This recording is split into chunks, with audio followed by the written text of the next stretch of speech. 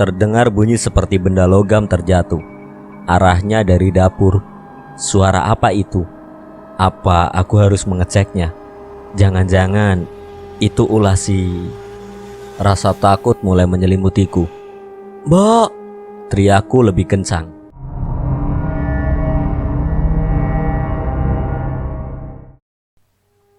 "Mbok!" teriakku lebih kencang. "Ya non!" sahut Mbok Wati dari dapur. Bergegas aku berjalan ke dapur. Terlihat Mbok Wati sedang memasak sesuatu. Dari tadi dipanggilin kok diem aja. "Maaf non, Mbok gak denger." "Oh, ya udah. Lagi masak apa nih Mbok?" "Ayam suwir sama sayur kol," balasnya sambil mengaduk-aduk masakannya. "Bapak keluar kota non," lanjutnya. "Iya Mbok, Kila juga udah tahu." "Berapa lama Bapak pergi non?" "Katanya sih paling cepet 3 hari." "Mbok, tadi apa yang jatuh?" "Jatuh?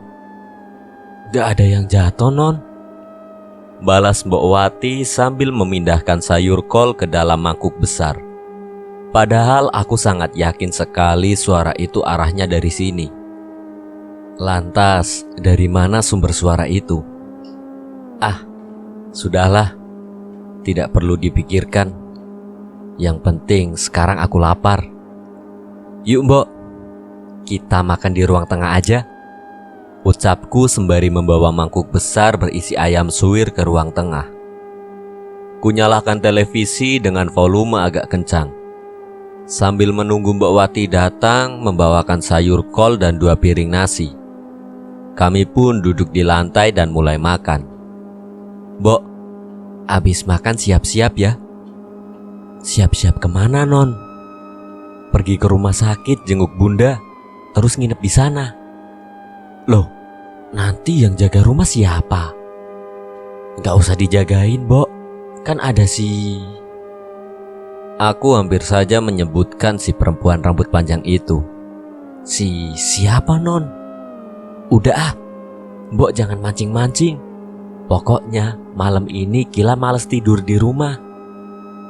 "Iya non, nanti Mbok temenin ke rumah sakit." Aku pun lanjut makan, begitu pula Mbok Wati. Setelah selesai, Mbok Wati langsung membereskannya. Sementara aku kembali ke kamar. Aku berdiri di depan pintu kamar. Ada perasaan ragu saat akan membukanya. Semoga saja makhluk mengerikan itu tidak ada di dalam. Doaku seraya membuka pintu perlahan. Aman. Cepat-cepat ku ambil beberapa helai baju untuk dibawa ke rumah sakit. Aku tidak bilang pada Mbok Wati kalau akan menginap di rumah sakit sampai ayah pulang. Setelah memasukkan pakaian ke dalam tas, aku langsung bergegas mandi. Kali ini tidak bisa berlama-lama. Khawatir si wanita berambut panjang muncul lagi. Dengan langkah terburu-buru, aku keluar kamar mandi, mengecek barang bawaan dan pergi ke ruang tengah. Ternyata Mbok Wati masih belum ada di sana. "Mbok!" panggilku sembari berjalan ke arah kamarnya. Tak ada balasan. "Mbok!" panggilku lagi. Masih tidak ada balasan. Kini aku tepat berada di depan pintu kamarnya. Pintunya tertutup. Apa Mbok Wati masih ada di dalam? Tok tok tok. Ku ketuk pintu saat tangan meraih gagang pintu tiba-tiba. "Non?" Mbok Wati muncul di belakangku. "Ih, Mbok kemana aja?" balasku kesal sekaligus kaget. "Abis cek semua ruangan sama jendela. Non udah kunci apa belum?" "Oh, ayo berangkat sekarang. Nanti keburu malam. Kila tunggu di ruang tengah." Aku membalikan badan kembali ke ruang tengah. Baru berjalan beberapa langkah, aku ingat akan sesuatu.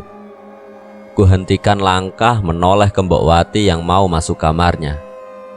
Mbok, Kila lupa bilang kalau nginep di rumah sakitnya 3 hari. Bawa bajunya jangan 1 ya." "Iya non." Tidak terlalu lama aku menunggu di ruang tengah. Mbok Wati sudah menghampiriku membawa tas jinjing berukuran sedang. "Yuk," aku melangkah menuju pintu depan.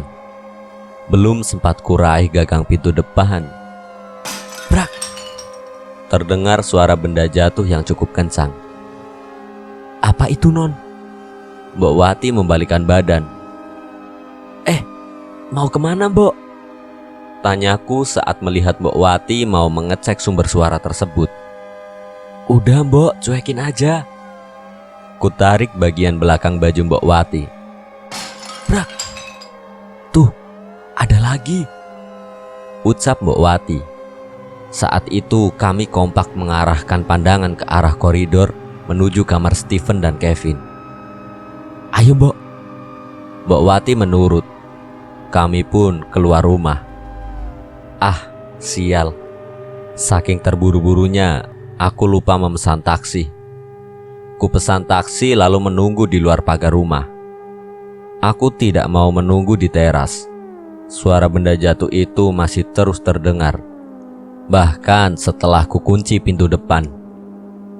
Tak lama taksi datang dan membawa kami ke rumah sakit. "Tadi bukan maling kan, Non?" tanya Mbak Wati. "Bukan." "Terus apa?" "Kan..." "Jangan dibahas, Mbok." "Iya, Non." Mobil melaju cukup cepat, melewati jembatan tempat Steven kecelakaan. "Di sini dan Steven kecelakaan," ucap Mbok Wati. "Iya, aku tahu," balasku seraya menatap keluar jendela. Aku bisa melihat dengan jelas besi pembatas jembatan yang bengkok di beberapa bagian. Mungkin di sanalah mobil Steven kecelakaan. Sekitar 20 menit kemudian, kami pun sampai di rumah sakit. Kedatangan kami sempat membuat suster heran karena membawa 2 tas yang cukup besar. Setelah meminta izin ke dokter yang menjaga Bunda, kami pun diperbolehkan menginap di ruang perawatan Bunda selama beberapa hari. Setidaknya untuk sekarang ini, rumah sakit jauh lebih aman dibandingkan rumah. Selama 2 hari menginap di rumah sakit, aku lebih sering menghabiskan waktu di dalam kamar. Aku sangat takut ketika harus melewati koridor dan selasar yang cukup gelap. Di rumah sakit, aku bisa tidur lebih pulas, walaupun hanya tidur di sofa. Sedangkan Mbok Wati memilih tidur di lantai dengan beralaskan kain yang tebal. "Non, besok Bapak pulang?" "Iya." "Besok pagi Mbok pulang ke rumah ya, mau beres-beres." "Oke, Mbok bisa pulang sendiri." "Bisa." "Ada uangnya?" "Ada." "Ini aku tambahin." Aku mengambil 2 lembar uang Rp50.000 dari dompet. "Banyak banget." "Takutnya Mbok mau belanja juga." Menjelang malam, aku dan Mbok Wati pergi keluar rumah sakit, membeli makanan untuk makan malam. Setelah itu kembali ke kamar. 2 minggu lagi, Kila mau balik ke Jerman. Tapi Bunda masih belum bangun, ucapku sambil menyantap makanan. "Doain aja terus, Non. Semoga Bunda cepat sadar sebelum Non Kila pulang." "Iya, Mbok. Setiap sebelum tidur aku selalu berdoa, semoga pas Kila bangun, Bunda udah nyambut sambil tersenyum." "Amin." Malam semakin larut, mata pun sudah mulai berat. Aku mulai membaringkan tubuhku di sofa tidur. Mimpi aneh kembali muncul. Kini aku berdiri di tengah jalan, sebuah jalanan yang sepertinya aku kenal. Ya, ini jalan dekat rumahku. Dari kejauhan kulihat seseorang berdiri di tengah jalan, menghadap ke arahku. Aku berjalan mendekat, sementara itu dia masih berdiri mematung. Kuhentikan langkah saat menyadari kalau seseorang di depanku itu adalah si wanita berkebaya hitam alias wanita ular. Dia tersenyum lebar seperti menyambut kedatanganku. lalu berjalan masuk ke dalam rumah. Rumahku. Mataku terus tertuju pada pergerakannya. Wanita itu berhenti di depan pintu rumahku. Kemudian, seseorang membukakan pintu. Mbok Wati? Hah? Aku terbangun dari mimpi buruk itu. Kemudian mencari keberadaan Mbok Wati. Tapi tidak ada. Sepertinya dia sudah pulang ke rumah. Bergegas aku ke kamar mandi, mencuci muka lalu pulang ke rumah. Di sepanjang perjalanan, aku terus teringat dengan mimpi itu. Apa maksudnya? Apa wanita ular itu mengincar Mbok Wati? Sesampainya di rumah, aku langsung berlari ke pintu depan. Krak. Pintu tidak terkunci. Aku pun masuk ke dalam. Mbok, panggilku sambil berjalan ke ruang tengah. Tercium wewangian. Mbok, aku berjalan ke kamar Mbok Wati. Semakin dekat wewangian itu, semakin menyengat. Non Kila? Mbok Wati terkejut melihat kehadiranku. Itu apa, Mbok? Tanyaku bingung ketika melihat Mbok Wati membawa wadah kecil dari tanah liat. Di dalamnya ada arang yang masih menyala dan mengeluarkan asap yang sangat wangi. Kemenyan, Non, balas Mbok Wati sedikit terbata-bata. Kemenyan? Wewangian tradisional untuk pengharum ruangan, Non. Oh, ayah belum pulang, Mbok. Belum, Non, balasnya. Mbok matiin ini dulu ya. Mbok Wati berjalan ke pintu belakang. Soalnya asap kemenyan itu sudah mulai memenuhi dapur. Iya, Mbok. Aku kembali ke ruang tengah, mengambil tas, lalu pergi ke kamar. Ditinggal hampir 3 hari, suasana kamarku agak berubah, lebih lembab dan dingin. Kutaruh tas berisi pakaian di pojok kamar, lalu mulai membersihkan dan merapihkan tempat tidur. Setelah semuanya selesai, bergegas ku pergi ke kamar mandi. Ku nyalakan shower air hangat. Air hangat mulai mengalir dari ujung rambut hingga membasahi tubuh. Mandi air hangat selalu membuatku rileks. Namun, entah mengapa punggung terasa dingin. Rasa dingin itu tidak juga hilang, walaupun aku sudah membasahinya dengan air hangat. Rasa dingin itu terus menjalar ke pundak, hingga membuat bulu kuduku meremang. Aku juga mulai merasa seperti ada seseorang di belakangku. Kumatikan keran air menoleh ke belakang. Nihil, tak ada apa-apa. Ah, mungkin ini hanya perasaanku saja. Srek, srek, srek. Terdengar bunyi gesekan plastik. Asalnya dari luar kamar mandi. Mbok, teriakku, tidak ada jawaban dan suara itu pun menghilang. Mungkin salah dengar. Batinku seraya menyalakan kembali keran air. Srek, srek, brak. Di antara bunyi gemericik air, aku masih bisa mendengar suara itu. Dengan terburu-buru ku selesaikan mandi, perlahan ku membuka pintu. Sedikit mengintip dari balik pintu kamar dalam keadaan kosong. Tidak ada siapa-siapa. Kulangkahkan kaki keluar kamar mandi. Astaga, baju-baju kotor yang kusimpan di pojok kamar sudah berantakan. Plastik yang membungkusnya pun sudah tergeletak agak jauh. Tidak hanya itu, koper besarku pun sudah terguling. Ada apa lagi ini? Batinku berjalan mendekati lemari, mengambil pakaian dan mengenakannya, lalu mengambil ponsel di atas nakas dan berlari keluar kamar. Mbok, Mbok. Aku berlari ke arah dapur. Ya, Non, balas Mbok Wati. Mbok tadi ke kamar? Tanyaku dengan nafas tersengal. Enggak, Non. Dari tadi Mbok di dapur siap-siap masak. Takut Non Kila belum makan.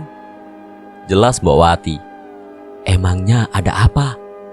Non kok lari-lari sambil ketakutan? Lanjutnya, Itu di kamar ada yang berantakin baju kotor Kila. Non Kila gak usah takut. Nanti biar Mbok beresin. Iya Mbok. balasku lalu mengambil segelas air. Kila ke ruang tengah dulu ya Mbok. Iya Non. Di ruang tengah, aku membuka semua jendela lebar-lebar agar banyak cahaya yang masuk dari luar. Kunyalakan televisi dengan volume cukup kencang, lalu membaringkan badan di sofa. Ayah pulang jam berapa? Tanyaku via aplikasi chat. Tak lama ayah langsung menelponku. Jadi pulang hari ini. Jadinya besok sayang. Ya, kirain hari ini. Balasku dengan nada kecewa. Nggak ada apa-apa kan di rumah? Tanya ayah curiga. Enggak kok. Kalau mau keluar rumah minta Ahmad antar aja. Iya. Udah dulu ya sayang. Nanti ayah telepon lagi. Oke. Jujur aku kesal. Harusnya tadi tidak kembali ke rumah. Kalau sudah begini, bagaimana aku bisa tidur nanti malam? Apalagi baru pulang saja sudah disambut dengan kejadian aneh. Non mau makan sekarang atau tunggu bapak? Tanya Mbok Wati. Ayah nggak jadi pulang hari ini, Mbok. Oh, Non Kila mau makan sekarang. Boleh, Mbok. Bawa ke sini aja ya. Nanti makan bareng lagi. Mbok Wati kembali ke dapur membawa makan siang untuk kami berdua. Mbok, nanti jangan lupa tolong beresin kamar Kila ya. Iya, Non. Kami pun lanjut makan sambil menonton televisi. Setelah makan, Mbok Wati pergi ke kamarku untuk membereskan pakaian yang berserakan di lantai. Sementara itu, aku tetap di ruang tengah. Sekitar 10 menit kemudian, Mbok Wati kembali ke ruang tengah, membawa semua pakaian kotorku. Langsung Mbok cuci aja ya, Non? Iya, Mbok. Mbok. Ucapku sebelum Mbok Wati melangkah jauh. Iya, Non. Mbok Wati membalikan badan. Wewangian yang tadi namanya apa? Kila lupa. Kemenyan, Non. Raut wajah Mbok Wati tampak kaget saat ku bertanya tentang itu. Sip. Mbok Wati pergi ke tempat mencuci baju. Jujur aku masih penasaran dengan kemenyan. Apa benar fungsinya untuk pengharum ruangan? Ku ambil ponsel lalu membuka Google. Di sana terdapat banyak penjelasan tentang kemenyan. Sebagian besar memang tertulis untuk wewangian atau parfum. Namun ketika aku turunkan layar ke bawah, terdapat informasi kalau kemenyan juga digunakan untuk memanggil makhluk halus. Brak. Suara kencang terdengar dari arah bekas kamar Stephen dan Kevin, hingga membuatku terperanjat dari sofa dan berlari menghampiri Mbok Wati. Ada apa, Non? Tanya Mbok Wati yang juga kaget melihat kehadiranku di belakangnya. Ada suara lagi, Mbok. Dari kamar Stephen atau Kevin? Sebenarnya, Non, dari Mbok pulang udah beberapa kali dengar. Suara apa ya, Mbok? Bukannya 2 kamar itu dikunci? Iya, emang dikunci. Mau lihat ke sana? Ah, enggak deh. Kila takut. Ya udah. Non di sini aja dulu. Nanti Mbok temenin nonton TV-nya. Iya. Aku duduk di kursi kecil sambil memainkan ponsel, mencari hiburan untuk mengurangi rasa takutku. Padahal ini masih tengah hari. Tapi gangguan udah muncul 2 kali. Gimana nanti malam? Pikirku. Tak lama Mbok Wati sudah memasukkan semua bajuku ke dalam mesin cuci. Mau ditemenin ke ruang tengah? Tawar Mbok Wati. Temenin ke kamar aja deh, Mbok. Aku mau tidur siang. Kami pun berjalan beriringan menuju kamar. Aku masuk ke dalam kamar diikuti Mbok Wati. Udah Mbok, makasih. Mbok Wati berjalan menuju pintu. Mbok, iya Non, nanti malam. Gak jadi deh. Awalnya aku ingin meminta Mbak Wati menemani aku tidur, tapi rasa maluku jauh lebih besar dari rasa takut. Mbok beres-beres dulu ya Non, ucap Mbak Wati lalu keluar kamar. Kini aku sendirian di kamar.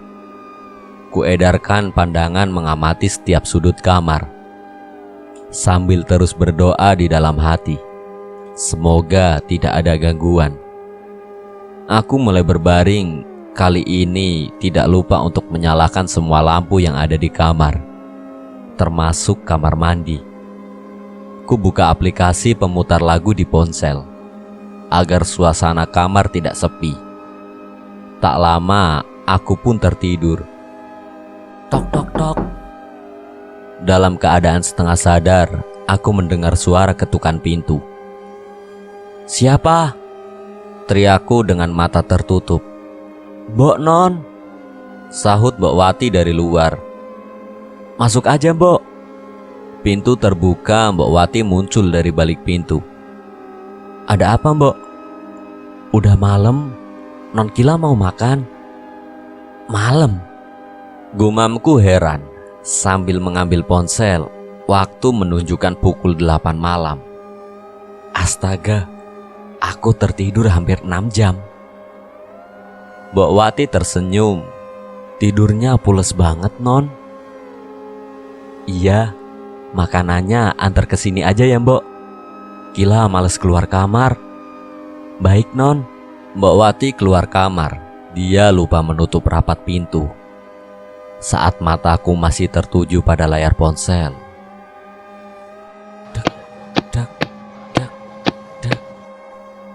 terdengar suara langkah cepat seperti orang berlari. Mataku langsung tertuju pada pintu yang terbuka sedikit. Dak, dak, dak, dak. Kali ini suara langkah cepat itu diikuti dengan sekelebatan bayangan hitam. Spontan aku menarik selimut untuk menutup wajah. Non, Terdengar suara Mbok Wati. Aku mengintip dari balik selimut. ada apa Non? Tanyanya. Mbok, lain kali kalau keluar kamar, tutup pintunya. Maaf Non, Mbok lupa. Mbok Wati menaruh nampan berisi makanan dan minuman di atas nakas. Ada yang ganggu lagi ya Non? Bisiknya, aku hanya membalas dengan anggukan. Jangan lupa dimakan. Ucap Mbok Wati lalu berjalan keluar kamar dan menutup pintu rapat-rapat. Aku mulai makan.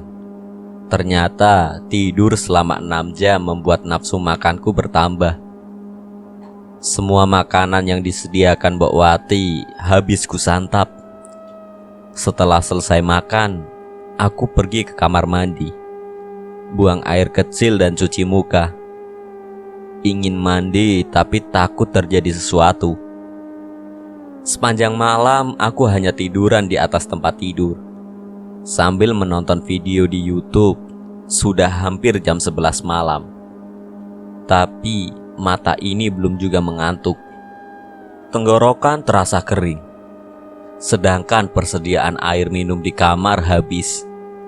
Terpaksa aku harus pergi keluar kamar. Perlahan aku membuka pintu kamar, mengintip situasi di luar. Sepi. Mbok. Sepertinya Mbok Wati sudah tidur. Aku melangkahkan kaki keluar kamar berjalan menuju ruang tengah. Dek. Mataku terbelalak melihat sosok yang ada di hadapanku. Dia sedang duduk di sofa membelakangiku. Rambutnya yang panjang sudah menunjukkan kalau dialah sosok yang sering menggangguku. Tubuhku terasa kaku, tidak dapat digerakkan. Jantung pun berdetak sangat kencang. Lidah terasa keluh, tak sanggup mengucapkan sepatah kata pun. Sudah terlambat, Ucapnya lirih. dia sudah datang. Akan ada korban. Aku tidak bisa mencerna ucapannya itu. Apa yang dia maksud dengan korban, lalu siapa yang datang? Kenapa kamu tidak usir wanita itu? Tanyanya, namun aku tidak bisa menjawabnya. Untuk menggerakkan jari pun tidak bisa. Wanita berambut panjang itu menghadapkan wajahnya kepadaku. Wajah yang jauh berbeda dengan terakhir kali kulihat. Seperti manusia tapi sangat pucat. Aku harap kamu selamat. Ucapnya lirih dengan wajah sedih. Tak lama dia menghilang. Seluruh tubuhku pun bisa kembali digerakkan. Namun badanku terasa sangat lemas, hingga jatuh terduduk di lantai. Aku berusaha berdiri walaupun kaki masih gemetar. Berjalan perlahan untuk menggapai tembok. Sampai di kamar, langsung kukunci pintu, lalu duduk di atas tempat tidur. Tangis pun pecah. Teror ini semakin sering terjadi dan mulai mengganggu hidupku. Rasanya ingin kembali ke Jerman. Namun ada sebuah harapan di dalam hati untuk melihat Bunda kembali sadar. Tok tok. Terdengar suara ketukan pintu. Saat ku membuka mata, perih sekali. Kepala pun pusing dengan badan sedikit demam. Kulihat ke arah jendela, sepertinya sudah pagi. Non Kila, Panggil Mbok Wati. Ingin membalas panggilan itu, tapi tenggorokanku terasa sakit. Aku bangkit berjalan mendekati pintu. Dengan langkah agak sempoyongan. Non, Mbok Wati terus memanggilku. krek. Ku buka pintu, Mbok Wati tampak kaget melihatku. Non Kila nggak apa-apa. Tanyanya aku balas dengan gelengan kepala. Non pucet banget, lagi sakit. Mbok, Minta minum. balasku lemah dengan suara serak. Panas. Non tiduran dulu aja di kasur. Mbok Wati menyentuh dahiku. Kemudian memapahku ke tempat tidur. Mbok ambilin makan sama obat dulu ya non. Aku mengangguk pelan. Mbok Wati keluar kamar. Ku ambil ponsel di atas nakas. Ternyata sudah pukul 8 pagi. Aku sampai tak sadar kapan mulai tertidur. Beberapa menit kemudian Mbok Wati kembali membawa segelas air. Minum dulu non. Dengan cepat ku habiskan segelas air itu. Mbok buatin bubur ya non. Tanya Mbok Wati. Iya mbok. Mbok Wati pergi ke dapur. Tak lama sudah kembali dengan membawa semangkuk bubur dan ayam rebus. Di dekatnya ada 1 butir obat. Makan dulu non, terus minum obatnya. Ucap Mbok Wati seraya duduk di ujung tempat tidur. Non Kila kenapa? Tanya Mbok Wati sambil memijat-mijat kakiku. Gak apa-apa Mbok. Balasku lalu kembali menyantap bubur. Entah kenapa aku sedang malas bercerita dengan Mbok Wati. Apalagi sejak tadi aku terus memikirkan siapa wanita yang dimaksud si wanita berambut panjang. Apakah itu Mbok Wati? Tindak tanduknya kemarin membuatku sedikit curiga padanya. Paginya membakar kemenyan, malamnya wanita itu datang menerorku. Sudahlah, biar nanti aku yang mencari tahu sendiri. Selesai makan dan minum obat, aku memilih untuk beristirahat. Jangan lupa tutup pintunya ya Mbok. Iya non. Balasnya seraya pergi meninggalkan kamar. Aku mulai memejamkan mata tidur. Terasa sebuah sentuhan halus di kepala. Ku buka mata, ternyata Bunda sedang mengelus-elus rambutku. Duduk di sampingku dengan senyum mengambang. Udah bangun anak Bunda. Bunda? Ku peluk tubuhnya. Aku kangen Bunda. Bunda juga kangen Kila. Bunda bangkit dan menarik tanganku. Mau kemana, Bun? Tanyaku seraya bangkit dari tempat tidur. Sini ikut Bunda. Kami berjalan keluar kamar. Menuju ruang tengah, Bunda menghentikan langkah berdiri menghadapku. Kila, kamu harus kuat, ucap Bunda sambil memegang kedua pundakku. Terdengar suara gamelan. Suara gamelan yang sama saat aku dikejar wanita ular itu. Bunda, ucapku sambil memeluknya erat. Kamu jangan takut. Bunda berusaha menenangkanku. Hahaha. Wanita ular itu datang. Kini menggunakan wujud setengah ular.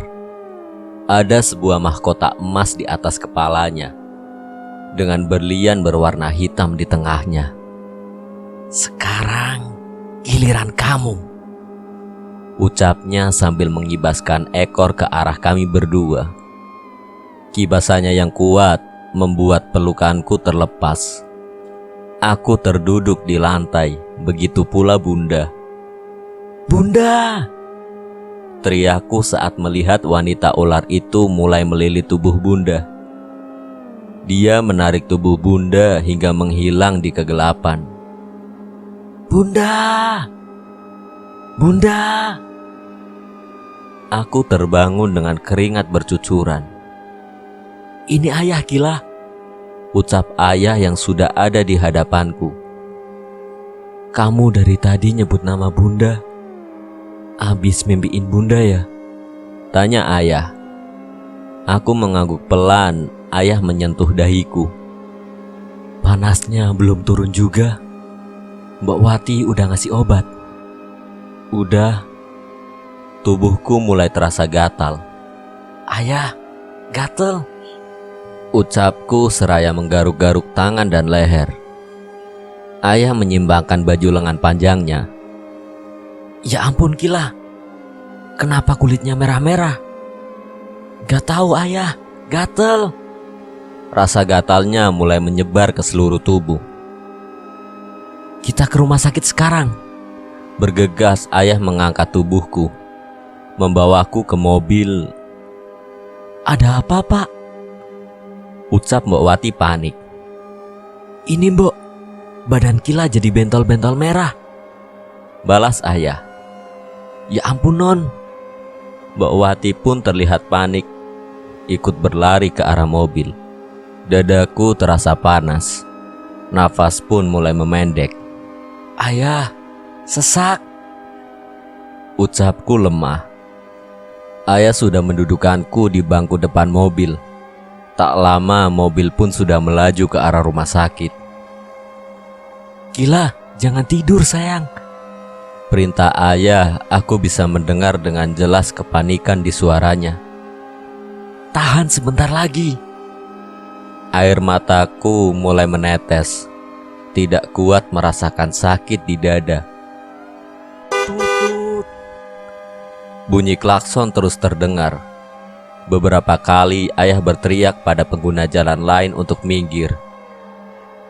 15 menit perjalanan ke rumah sakit merupakan pengalaman terberat dalam hidupku. Antara hidup dan mati. Aku disiksa dengan rasa sakit yang teramat. Rasa gatal yang terus menjalar di seluruh tubuhku. Badan yang panas serta nafas yang sesak. Mobil berhenti di depan ruang ICU. Ayah kembali berteriak memanggil petugas medis. Sambil mengangkat tubuhku, tak lama tubuhku sudah dibaringkan di atas brankar. Dibawa ke dalam ruang ICU. Pendengaranku mulai berkurang. Sayup-sayup terdengar ayah yang terus menyemangatiku. serta suara dokter dan suster yang memeriksaku.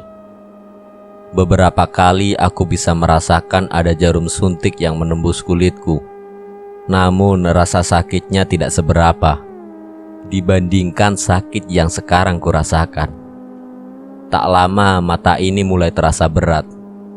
Aku tidak mau mati sekarang, Ucapku dalam hati seraya menutup mata.